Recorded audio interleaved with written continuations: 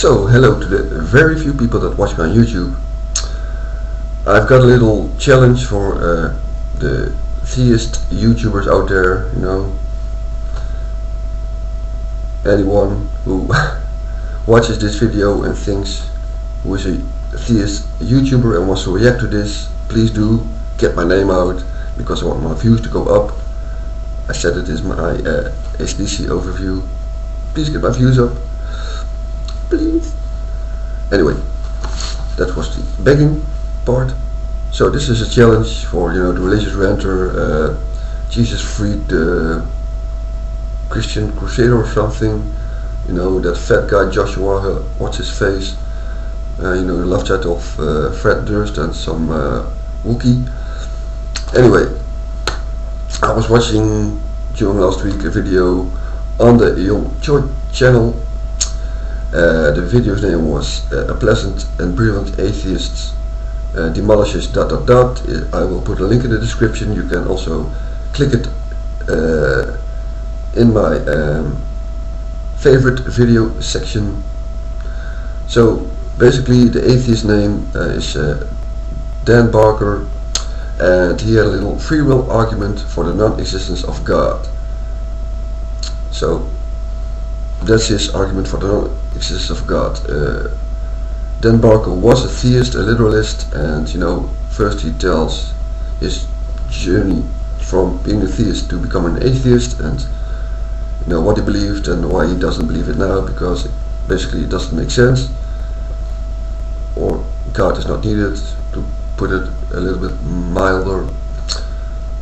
So the free will argument for the non-existence of God. So whatever you think about free will, maybe we as humans have it, maybe we don't, but we're talking about God, any God that's been made up by man.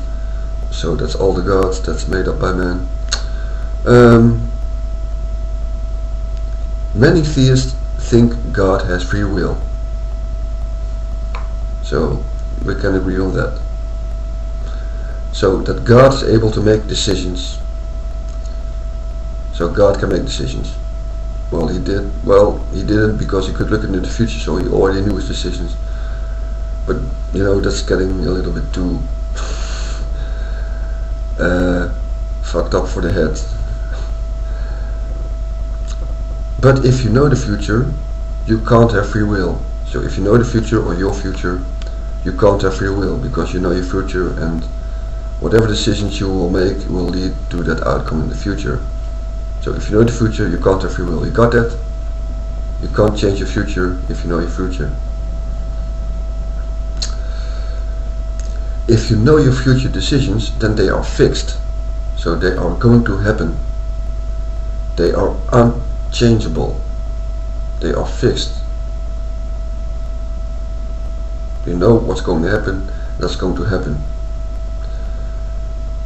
If your future is fixed and unchangeable in your own mind, you don't have the ability for you to say, I'm going to change my mind.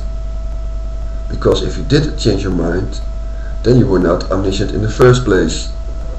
So if I knew the future, my future, and knew what was going to happen to me in 20 years, and in 20 years I will be playing bass guitar in a jazz band. But what if I don't want to play bass guitar in a jazz band in 20 years? But I know this because I know my future. So I don't have free will. So your God can't have free will. So that's just a whole lot of incomparable probabilities that define certain. There are a whole lot of incomparable probabilities that define certain types of God, like the Christian God or the Abrahamic God. So if that's the God you're arguing for, then that God not only doesn't exist, but that God cannot exist. It's like the merit-bachelor argument. Such a thing cannot exist. You can't be a bachelor and be married. So, and in the many ways of the Abrahamic gods, in the way they are defined, they simply cannot logically exist. Your God knows the future, your God can't have free will. So, you know,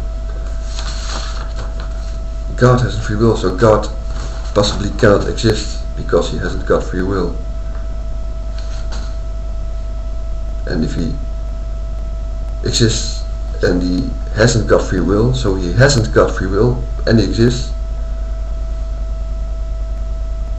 then he wouldn't know the future, then he wouldn't be God, because if he had free will, he couldn't look into the future. So every religious YouTuber now is going, what the fuck is happening, man? I didn't follow. Rewatch this video, watch the video of Jan Choi, and I challenge you to find a hole in this.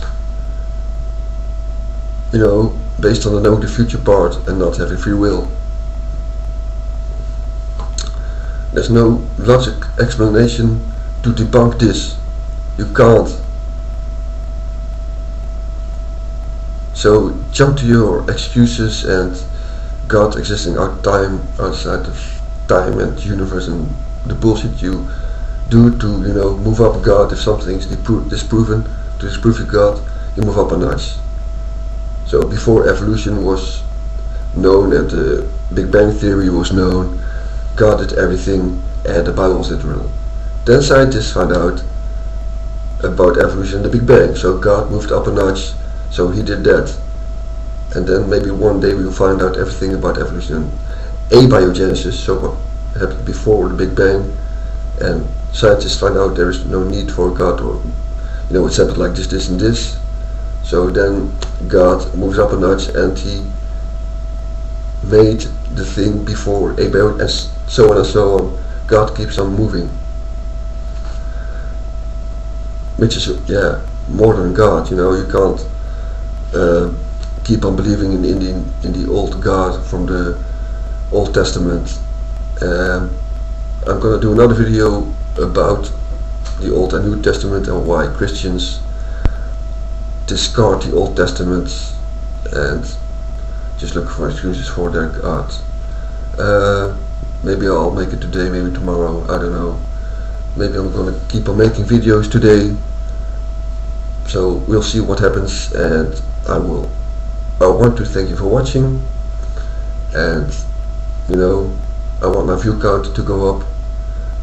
In the future I will have a better camera, so I hope better quality and means a bit more view count. So watch my videos and thanks for watching. Goodbye.